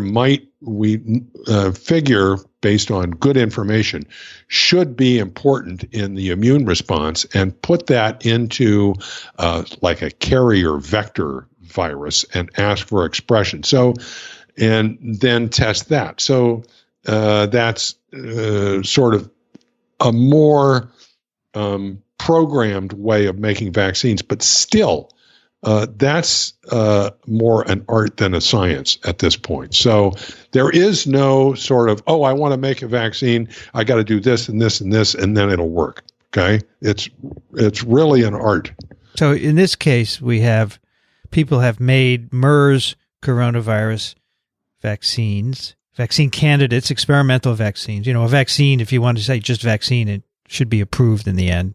So let's say experimental or vaccine candidate. And they put the spike glycoprotein into either modified Vaccinia Ankara or VSV vectors, and we know that gives some amount of protection. And so you could say, well, let's just put the SARS-CoV-2 spike into these vectors. And so you could do a phase 1 directly from that, but I would certainly want to do some preclinical and show that it works in animals, because you just don't know. Everything is different. Right. And there you're talking about these vectored vaccines. In one case, it's a Vaccinia vector. And although these are used in veterinary practice for a variety of reasons, there's although they work, there's no licensed vaccine that uses that technology for humans. There have been some in trials for HIV, but so far there's been no licensed vaccine using the MVA/Vaccinia vector. And the only example of a VSV vectored vaccine that I know of is the Ebola vaccine. Okay, this is not, at this point in time, this is not standard practice. And so that's even going to ramp up the safety testing, saying, whoa, this is a new concept. Is this really going to be safe on a global scale? All right. So in the long run, maybe we will develop something if we have enough research money, okay, to actually do this properly. Maybe we can come up with something that's more like a cookie cutter way of making vaccines, so that we could cut out some of the research that's involved. But now, good point. Yeah, good point. And the thing is, and just one more, if you make something and it backfires, then that puts a damper on the whole thing, right? Right. So you have to be careful.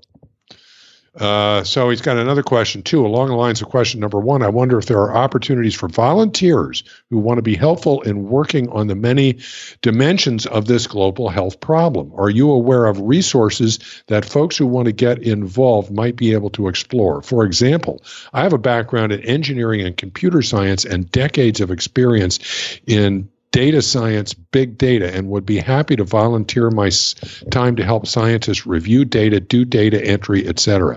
What a nice question.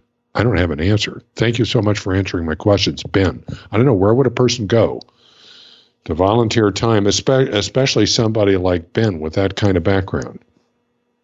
I don't know. I had someone who, was very into social media and into virology and wanted to somehow parlay that into helping some entities with their public relations regarding social media and the coronavirus. And I don't know.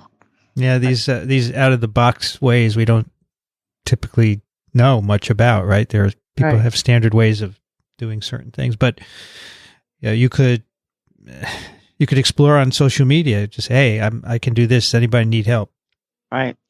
This whole discussion emphasizes for me that this is sort of a teaching moment for the anti-vax movement, it seems to me, because there's been so much pushback on vaccines and so much anti-vax stuff out there. And now all of a sudden everybody wants a vaccine and they want it now. Okay. Yeah. And this emphasizes to me that the making a safe vaccine is not a trivial task. All right. And it takes time, among other things, because we want to make sure it's safe. However, his point about resources would certainly apply to antivirals. And we could have had antivirals against all coronas or many coronas if we had put the money into making them. But there was no interest, and therefore companies who need to make profits were not interested in pursuing them. But they could have been developed and stockpiled and been ready. So if you had infinite money and people, you could say, let's get a bunch of RNA polymerases from bat SARS-like coronaviruses and design something that will inhibit them all. I don't think it would be that hard because they're very conserved, but without the financial incentive. So an antiviral is kind of a different thing because you could develop them and bring them. You could even do a phase 1 and then have them ready for actual testing when there's an outbreak. Mm-hmm. So, all right. Emma writes, hello, TWiV team. I recently sent a long-winded email not related to the current coronavirus outbreak, so I think it will take you a while to get there. However, I wanted to bring up something related to your most recent episode. I would like to respond to the anecdote shared about being offered a face mask by a perfectly healthy individual. While these masks, of course, would not be any more effective for someone with an underlying health condition, it is not possible for you to determine the state of a stranger's health by a simple look. I'm 20 years old, have a condition that affects my immune system, but on the outside generally appear healthy. I will likely need to start using a wheelchair soon, but you would not be able to tell this by simply looking at me, since I am usually capable of walking short distances. While the health status of this individual was not at all the purpose of the anecdote that was shared, I wanted to bring this up with the hope that you could use your platform to share this message. You cannot assess a stranger's health just by looking at them. This is particularly important to remember because people like me who appear young and healthy on the outside are often accused of faking or exaggerating our symptoms. Thank you for taking the time to read this, and thank you for all the work you do. I hope this is something that my fellow listeners will keep in mind going forward. Thank you so much for creating this podcast. Totally appreciated. And Emma, thank you for saying it nicely instead of getting mad at us. Right. No, Right. that's a really good point. And this applies to, I've had this experience of seeing somebody park in a handicapped space and then jump out of the car and walk into the store. And I'm thinking, wait a minute. Okay. But you don't know. You don't know what sort of issues a person might have. Okay. Absolutely. All right, Kathy, you're next. Kevin writes, hi, I'm a new listener to TWiV, and I've got a question. After our children's sports competitions, teams will line up and all the players will high-five each other. According to this, it appears that high-fives will transmit nearly as effectively as moderate handshakes. Should I bring this up with coaches to try to get them to switch to fist bumps, or would that be an overreaction? In case it makes a difference, we're in San Mateo, California, one county north of Santa Clara County, where there has been community spread of SARS-CoV-2. So now might be the time for me to bring up this pic that I have. Sure. That's I have to flare it on my desk. There it is. Okay, so it's a 2-page paper. My former student, Nikki, sent it to me. She has used it for teaching in class because, as she says, it looks at the aspects of scientific method experimental design. Students don't get bogged down in complex methods. Everyone can understand the different things they're evaluating and measuring without a lot of scientific knowledge. So basically, it's a one figure, 2 parts paper where they compared handshakes to high fives to fist bumps, and then they looked at several different parameters.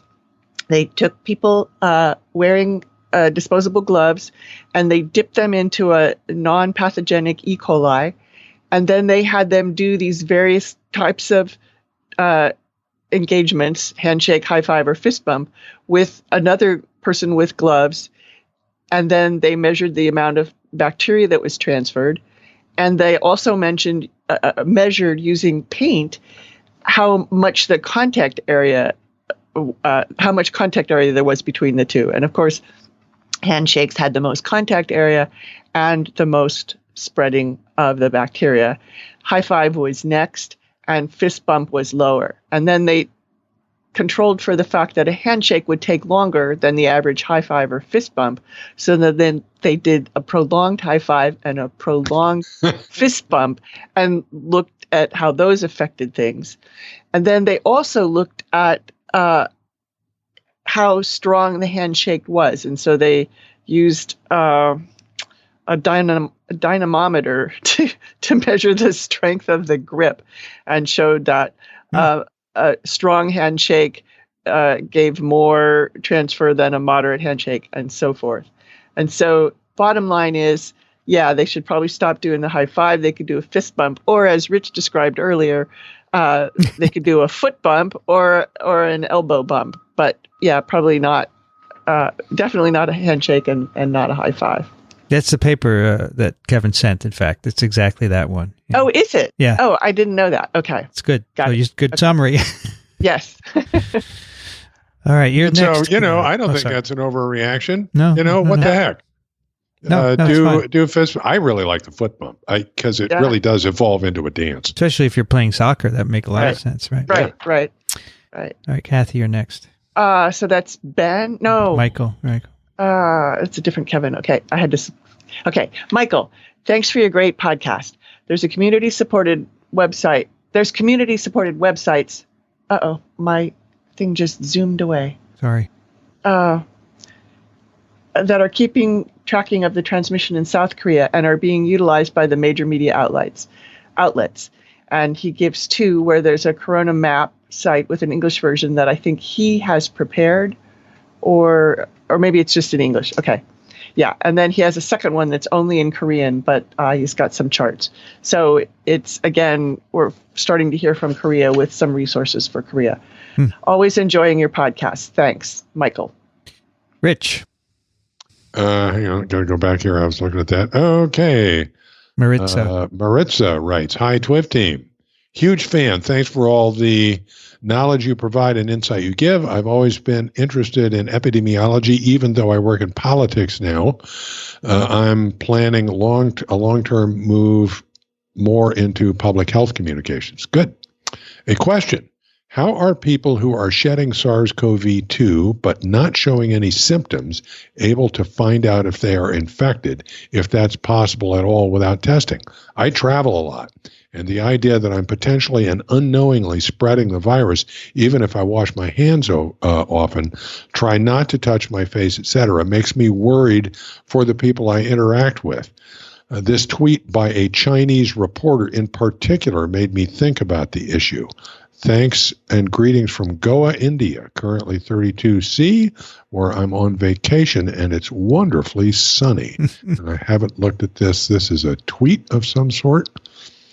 Scoop. Data obtained show that one China. So this talks about asymptomatic transmission. I wouldn't go on one tweet. And from what we know so far, is it fair to say that asymptomatic transmission, if it occurs at all, is really rare? I wouldn't worry about it. Yeah, so we said at the top, from the report from China, it happens, but it seems to be minimal so far, although that needs further study. Mm-hmm. But Maritza wants to know about testing, and no, if you are asymptomatic shedder, you have to have a test to see, a PCR to see if you're shedding. There's no other way because you won't have symptoms, right? Right.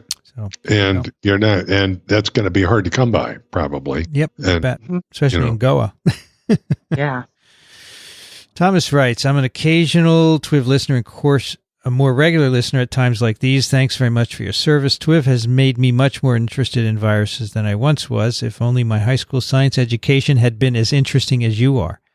My very simple-minded question, is it likely that the corona causing this pandemic is even now as we speak mutating and becoming something different? If this virus is mutating, will new cases of illness, which doctors think was caused by COVID-19, be less capable of being treated with drugs like remdesivir that are now being tested? How long does it take for virus such as COVID-19 to mutate into something substantially different? Hours, days, weeks?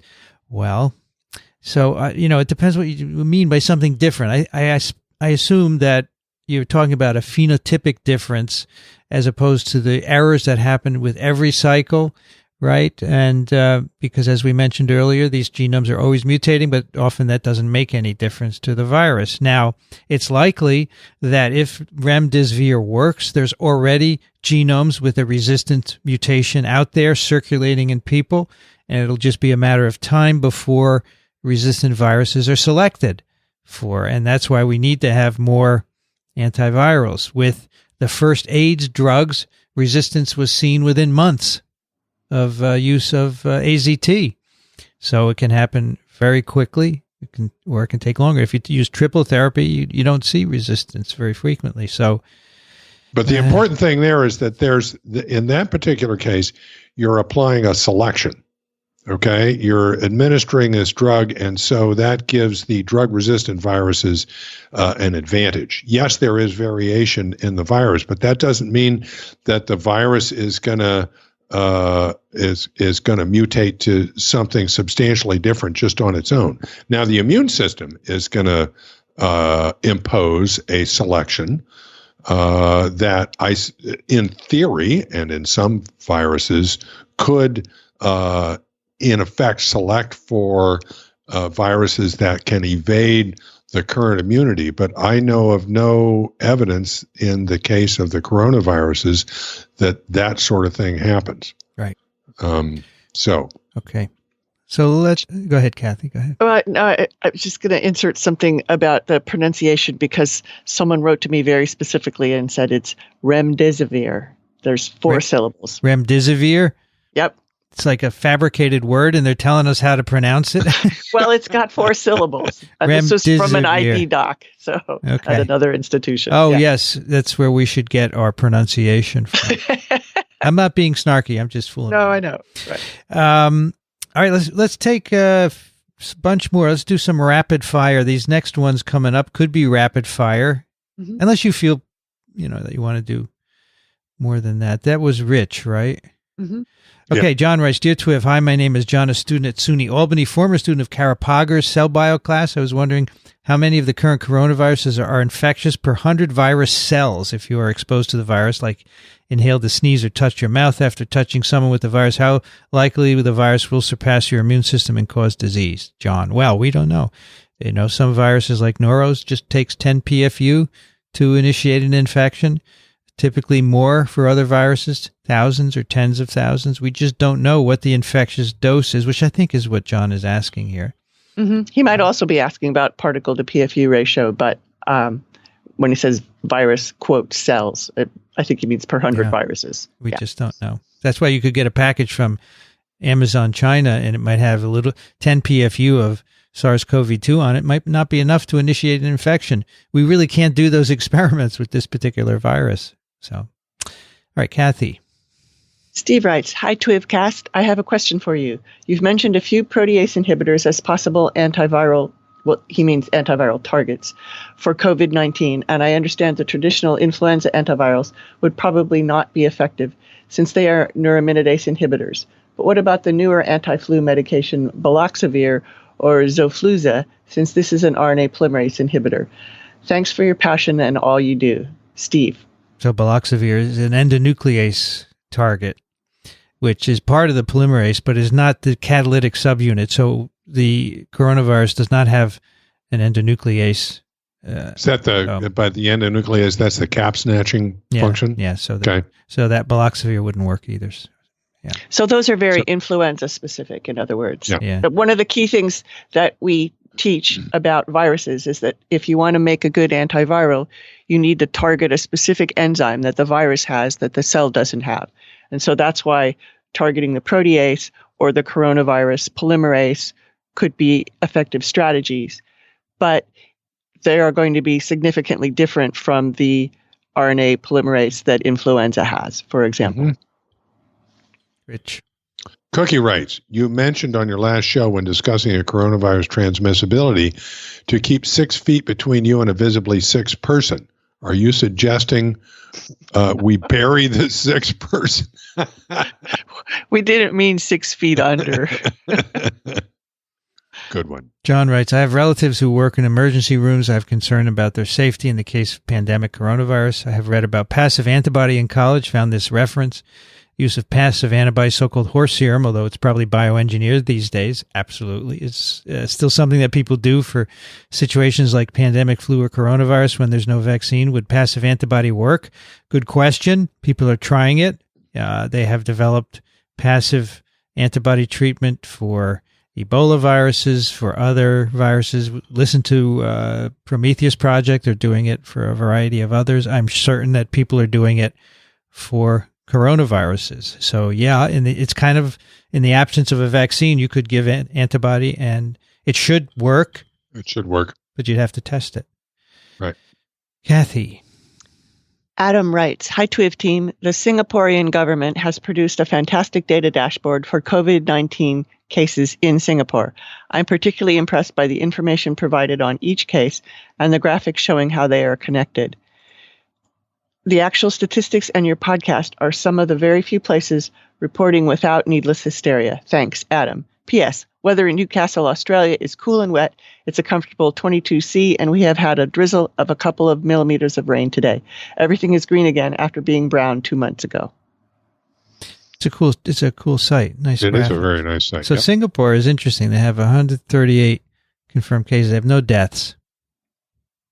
And someone told me they have a really good health system there, which I don't know, but I would, it probably is good. Rich. Rebecca writes, group home residents are well known to be especially vulnerable to transmission. I've seen no guidance offered for reducing risk to residents. I have seen long-term care facilities addressed in general, but usually in the context of a discussion on risk in healthcare facilities. Many group homes for people with mild to moderate intellectual disability are not healthcare facilities. The residents of group homes have high rates of diabetes, asthma, and obesity. Many group homes are overcrowded, with residents doubling up in bedrooms designed for one adult. Staff are underpaid and not adequately insured.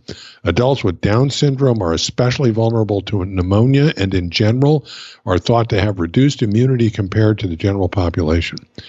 What criteria can guardians of high-functioning adults with developmental disability use to decide whether to bring their loved one back home with them to ride out the coronavirus? At what point would bringing a resident home not be considered overreacting? I'm asking because our 29-year-old daughter with Downs lives in an overcrowded group home. My husband and I are searching for criteria to help us decide when it is reasonable to disrupt her routine and bring her back home to reduce her risk of infection. She lives about a 45 minute from recent cases in Illinois. Do we wait until there is widespread community transmission, or should we act much sooner? Wow. Heavy question. Frankly,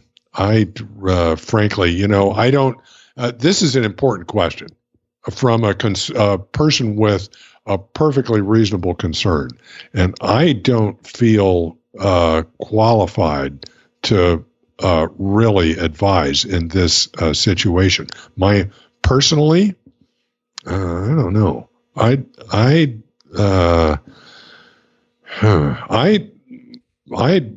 be waiting until there was a real threat at the home, like a case showed up or something like that. On the other hand, by the time that happens, it might be based too on late. what we know, it might be too late. There might be a lot of circulation in the home. So that's a tough question. You guys? I don't, it's hard to know, which is why it's so distressing for us. Yeah. How much is the disruption of the routine? Yeah, that's right. That's right. And how much of a burden is it? But, based on that New York Times article about the numbers, if it's 45 minutes away already, community transmitted, it seems like it's only a matter of time. Mm-hmm. And if you wait until you hear of something being there, it could be that, it could be too late. On the other hand, this person is 29 years old. Yeah. And so is on the young end of things.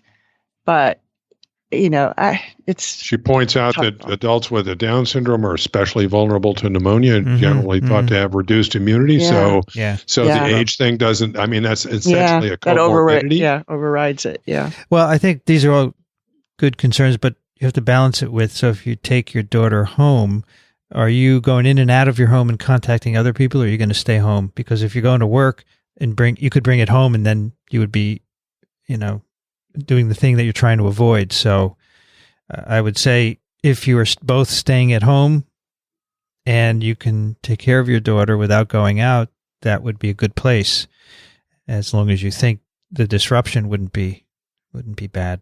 Anyway, these are things to consider, but we can't really give you advice, but that's what you should think about. I think they're all legitimate concerns. Okay. Mm-hmm. Very legitimate concerns. Because, as I think about this whole thing, group homes are an issue because they sure. Absolutely.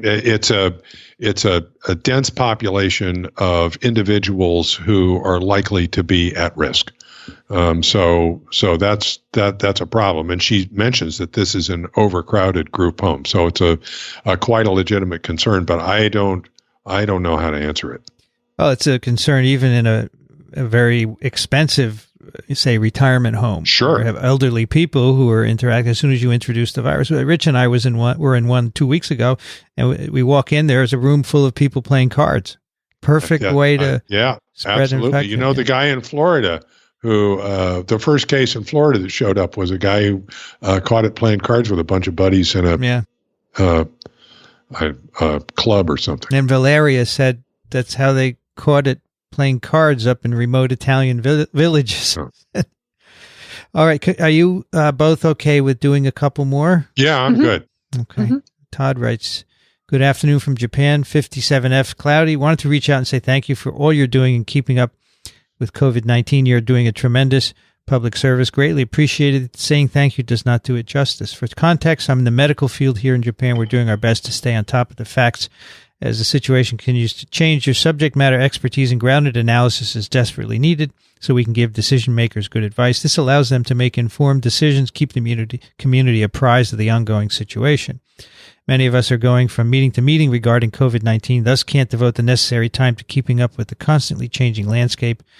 Without your expert team continuously reviewing the literature and giving it a critical peer review, we could not keep up and give our decision makers the input they need to do their job. Thank you. Much of what we are combating at present is misinformation and speculation, so what you do is a great enabler to all of us in doing what's right for our team and our community. We have had a series of town halls to engage the public, and for my piece, I've used the information you provided to inform our team members about the virus and how this compares to SARS and MERS.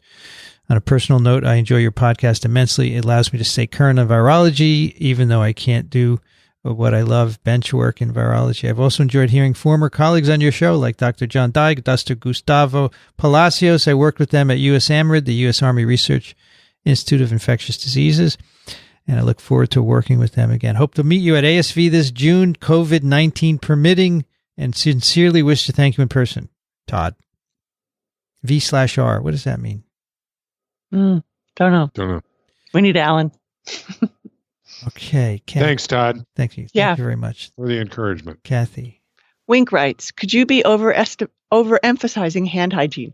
What is the data that the current coronavirus transmits, as does rhinovirus? Why downplay a surgical mask? For all we know now, they may offer excellent protection. And then it says... He's talking to Daniel there. Daniel. Got Daniel, comma. Emerging Infectious Disease 2004 reported that surgical masks protected Toronto nurses from SARS. Okay, so I looked up that article and just now pasted it in. And they compared the N95. This might be what, Vincent, you were referring to earlier. They compared the N95 and they said consistent use of the N95 mask was more protective than not wearing a mask. Risk was reduced by consistent use of a surgical mask, but not significantly. Risk was lower with consistent use of an N95 mask than with consistent use of a surgical mask. We conclude that activities related to intubation increase SARS risk, and use of a mask, particularly N95 mask, is protective. So to me, the devil is in the details of the sentence. Risk was reduced by consistent use of a surgical mask, but not significantly. So that's like how people will say, you know, we got this result and it's trending because the p-value is not, 0.05. Trending, then it's not real. So saying it's reduced but not significantly to me means you can't say that it's reduced. And I would point out that that's in a setting where you have nurses dealing with people with SARS. Okay, so these are people in close contact on a regular basis with people with the disease. So that's a different situation than just walking around in public in an everyday situation. And here they're talking about risks associated with intubation of patients, right, where you have fluid spraying around. And so that may be different from just walking around. So I don't know. We're not overemphasizing hand hygiene at all. No, as a matter of fact, I would go to the top of the show with that data from Hong Kong, okay, that shows that it's not just hand hygiene, but the measures that are being recommended are in fact impacting all sorts of infectious diseases. No, and hand hygiene is easy, and it's documented that contact with hands is the major spreader. Yeah. I mean, that's the vector, getting the stuff to your face from your hands. Rich. Hannah writes, Dear TWiV host, thank you very much for your recent SARS-CoV-2 outbreak coverage. Here in Ottawa, where it's -4 and sunny, these people pick up on the shtick pretty fast. We haven't had a case, but I figure it's only a matter of time, and people are trying to prepare. Several weeks ago, the Anglican Church of Canada sent out a statement to try and reduce the risk of transmission in churches.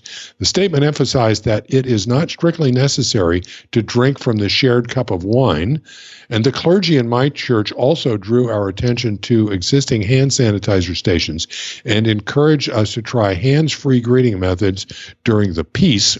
It is traditional to shake hands at that point in the service. I've been of two minds about whether I should take extra precautions, like refusing to shake people's hands in church. On the one hand, the congregation is quite elderly, and even though SARS-CoV-2 isn't here yet, there are plenty of other respiratory illnesses around. On the other hand, they all know that I'm doing a PhD in biology, and if they see me taking it too seriously, it could frighten them. As virologists, how do you balance this in your daily lives? Speaking of other respiratory illnesses, I remember you said that flu deaths are calculated by looking at excess pneumonia deaths in a given year. How will this new case of pneumonia affect the accuracy of those numbers?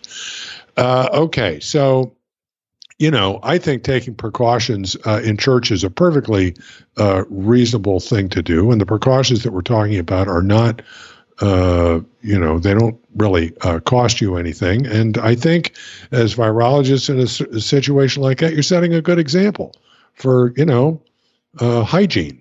Why not? Wash your hands. Okay. Totally. And I think, over time, maybe in certain circumstances, the elbow bump or the fist bump will replace the handshake. Fine. You're still greeting somebody. The sentiment is the same. That's fine. There was a feature on NPR this morning just on exactly this, both the sharing of the piece and the common cup, and even communion by intinction, which is where you dip the bread into the wine. And the concern there is that someone is ripping up the bread and handing it to you before you dip it in. And so how clean are their hands? So they address some of those things. And you can share the piece. The way that they described on NPR was you can just wave to people. You can do the 2-finger piece. I know that you can do a sign language piece, which is really beautiful. And so there's a lot of ways that you can avoid that hand-hand connection. And the bit about the communion and so forth, I don't know where I come down on that.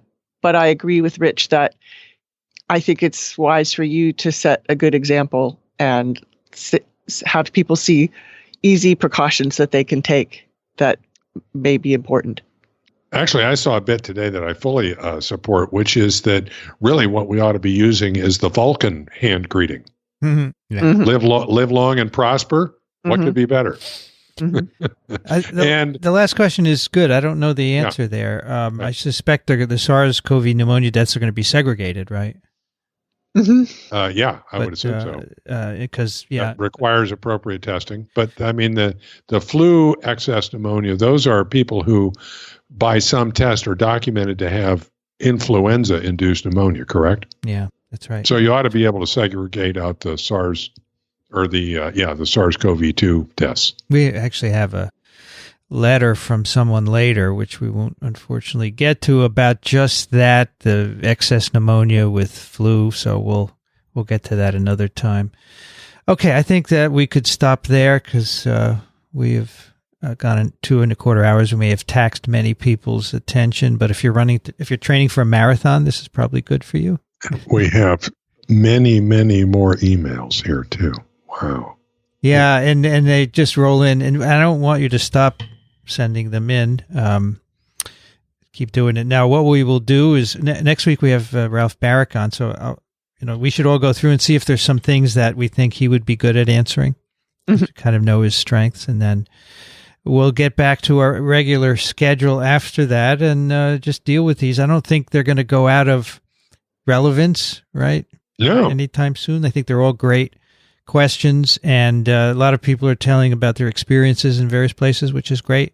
So keep on sending them in. But people are coming in with good questions and good ideas, and situations that we haven't considered that are worth discussing. It's good. And this is really, I'm looking at the last line here.